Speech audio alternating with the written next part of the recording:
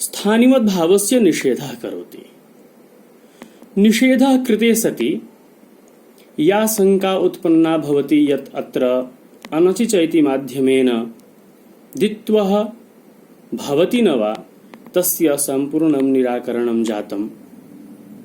तथा च अनचि च इति सूत्रेणैव अत्र धकारस्य द्वित्वकार्यं जातम्। तर्हि एकवारं पूर्वतः स्मारयामि।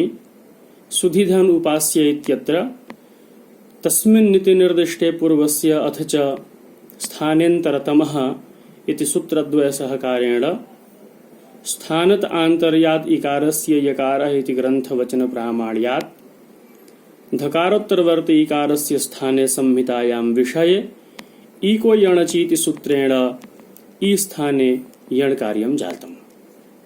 अनन्तरं अनचि च इत्यनेन द्वित्वकार्यं जातम्। ग्रन्थस्य अस्य प्रसङ्गस्य मध्ये स्थानिवदादेशो नलविधौ अथ च अचः परस्मिन् पूर्वविधौ इति सूत्रद्वयेन धकारस्य द्वित्वप्रसङ्गे बाधा बाधीयते। तथा न पदांत द्विर्वचन वरेय लोप स्वर सवर्णानुस्वारक दीर्घ जश्चर विधिषु सूत्रमिदं अचः परस्मिन् पूर्वविधौ इति सूत्रेण या समस्या उत्पन्ना तस्याः समस्यायाः निराकरणं कृत्वा स्थानिवद्भावस्य निषेधः करोति। अस्मिन् परिस्थितौ सु ध ध य उपास्य इति स्थितिर्भवति। अस्मिन् स्थितौ एकं सूत्रमस्ति जष्ट्वसूत्रम्। सूत्रमस्ति झलां जश् झषि। सूत्रस्य स्वरूपेणैव अस्य अर्थः अपि स्पष्टमस्ति यत् झलां जश् भवति झषि परे। झल प्रत्याहारे के वर्णाः आगच्छन्ति एकवारं मनसि ध्यानं करोतु। झ भ घ ढ ध ज ब ग ड द ख फ छ ठ थ च ट त क प श ष स ह। झल प्रत्याहारे एते वर्णाः आगच्छन्ति। अथ च यश प्रत्याहारे के वर्णाः ज ब ग ड त एते एव वर्णाः। सर्वेषां कवर्ग चवर्ग टवर्ग तवर्ग पवर्गस्य यः तृतीयः वर्णः ते सर्वे वर्णाः झष् प्रत्याहारे समागताः। अथ च झषि झष् प्रत्याहारे के वर्णाः आगच्छन्ति तर्हि झ भ घ ढ ध ज ब ग ड द एते वर्णाः। अर्थात् कवर्ग चवर्ग टवर्ग तवर्ग पवर्गस्य तृतीयः चतुर्थः यः वर्णः ते वर्णाः झषि प्रत्याहारे समागताः। यदि झल प्रत्याहारः अस्ति तथा च झल प्रत्याहारानन्तरं झष प्रत्याहारान्तर्गतः कोऽपि वर्णः अस्ति तर्हि झल प्रत्याहारस्य झष् प्रत्याहारान्तर्गतः वर्णः भवति। सूत्रस्य इदमेव स्पष्टमर्थम्। झलां झषि झषि ग्रन्थकारेणापि दीयते स्पष्टम्। अर्थात् झलां झष् वर्णः भवति यदि झष् प्रत्याहारस्य कोऽपि वर्णः अस्ति परे तर्हि। इति लिखित्वा ग्रन्थकारेण लिख्यते इति धकारस्य दकारः। अर्थात् सु ध ध य धन उपास्य इत्यत्र पूर्वः यः धकारः सः धकारः झल प्रत्याहारान्तर्गतः धकारः। अपरः यः धकारः सोऽपि धकारः झल प्रत्याहारान्तर्गतः धकारः। किम् अपरस्य धकारस्य जश् कार्यं भवति न वा इति चिन्तयतु। द्वितीयः यः धकारः अस्ति, द्वितीयस्य धकारस्य दकारः भवति न वा, यदि भवति चेत् कथं भवति, न भवति चेत् कथं न भवति विचारणीयम्। सूत्रस्य स्वरूपमस्ति झल वर्णस्य जश् वर्णं भवति झष् वर्ण परे।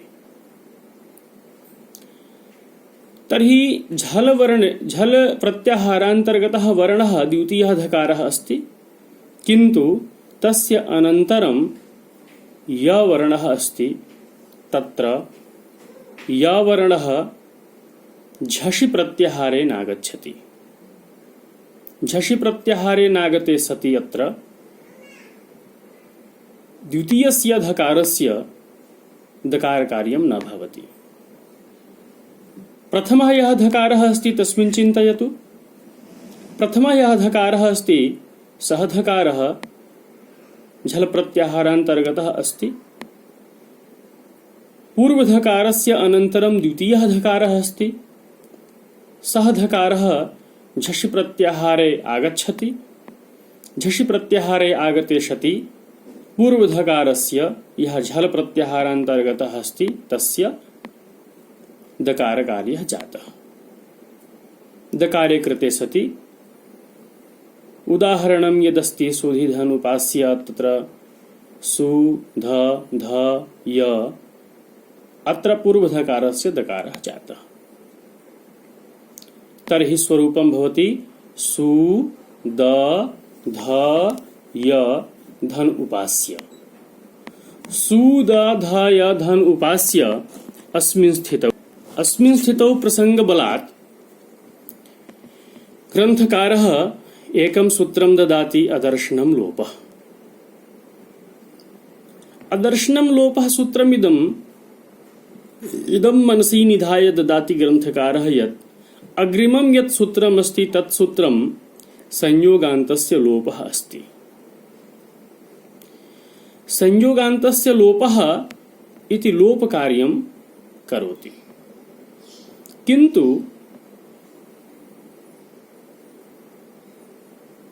ग्रन्थकारः मनसि इदं चिन्तयति यत् अध्येतॄणां तु लोपसंज्ञा का भवति अस्य ज्ञानम् एव नास्ति। यदि लोपसंज्ञा भवति अपि तर्हि लोप किं कथ्यते, लोपः किं भवति इत्थं मत्वा अदर्शनं लोपः इति सूत्रमत्र प्रसंगवशात् ग्रन्थकारः ददाति। अदर्शनं लोपः इति सूत्रे पदद्वयमस्ति। एकं पदम् अदर्शनम् अस्ति, द्वितीयं च पदं लोपः इति अस्ति। अदर्शनम् इति पदे नयसमासः, न दर्शनम् अदर्शनमिति। अत्र दर्शनस्य तात्पर्यं दृष्टौ नास्ति। अत्र दर्शनस्य तात्पर्यं ज्ञाने अस्ति। दर्शनं ज्ञाने अर्थात् यस्य शब्दस्य उपलब्धता तु अस्ति किन्तु तस्य ज्ञानं न भवति। अतएव वृत्तौ लिखति ग्रन्थकारः प्रसक्तस्यादर्शनम्। प्रसक्तस्य उपस्थितेः विद्यमानस्य यदि दर्शनं भवति, अर्थात् विद्यमानस्य यदि अज्ञानं भवति तर्हि तस्य लोपसंज्ञा भवति। प्रसक्तस्यादर्शनं लोपसंज्ञं स्यात्। अदर्शनं लोपः, प्रसक्तस्यादर्शनं लोपसंज्ञं स्यात्। विद्यमानस्य यदि अज्ञानं भवति तर्हि तस्य लोपसंज्ञा भवति। अनन्तरं संयोगान्तस्य लोपः सूत्रस्यास्य उपस्थितिर्भवति। संयोगान्तस्य लोपः सूत्रमिदं कथयति संयोगान्तं यत्पदं तदन्तस्य लोपः स्यात्। संयोगान्तं यत्पदं भवति तस्य लोपः भवति। अर्थात संयोग संज्ञा युक्तम यदि पदम अन्ते अस्ति, संयोग संज्ञा केन सूत्रेण क्रियते तर्हि संज्ञा प्रकरणे एव ग्रंथकारेण उच्यते हलोनन्तरः संयोगः। तस्य अर्थः अस्ति अजभिः अव्यवहिता हल संयोग संज्ञा स्यात्।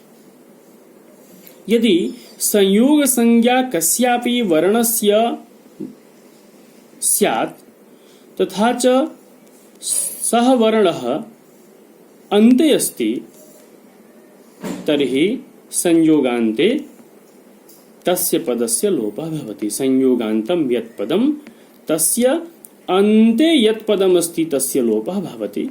सूत्रस्य अयम् अर्थः। संयोगान्तं यत् पदं तदन्तस्य लोपः स्यात्। सु द ध य धन उपास्य इत्यत्र सु द ध य इत्यत्र अन्ते यः वर्णः अस्ति य इति सः वर्णः संयोगान्तः अस्ति। संयोगान्तत्वात् अत्र संयोगान्तस्य लोपः इति सूत्रेण यकारस्य लोपः प्राप्तः। अतएव ग्रन्थकारेण संयोगान्तस्य लोपः इति लिखित्वा इति यलोपे प्राप्ते इत्यपि लिखति। अनेन इदं ज्ञानं भवति यत् सु द ध य धन उपास्य इत्यत्र संयोगान्तस्य लोपः इति सूत्रेण यकारस्य लोपः प्राप्तिर्भवति। प्रियाः छात्राः, एकवारं पूर्वे यत् मया पाठितं पाठं तत्सर्वं पाठम् अवलोकयतु, चिन्तयतु। यत्र कुत्रापि शङ्का भवति तत् पुनः एकवारं प्रदर्शयतु। यदि एकवारे मनसि न आगच्छति तर्हि बारं बारं तत्पक्षं चिन्तयतु तथा च मनसि अवबोधयतु अपि। मम निवेदनमस्ति भवतां समेषां छात्राणां कृते यत् गृहस्थो भूत्वा गृहे एव तिष्ठतु तथा च यानि पुस्तकानि उपलब्धानि सन्ति तानि पुस्तकानि एव आधारं कृत्वा भवताम् अध्ययनं करोतु। यदि कापि चिन्ता भवति चेत् गुरुचरणानां सम्पर्कं कृत्वा तत्पक्षं निराकरणं करोतु, किन्तु अध्ययने बाधा मा स्यात् इत्येव मम चिन्ता अस्ति। इत्थं पाठम् अद्य कृत्वा अहं विरमामि। धन्यवादः।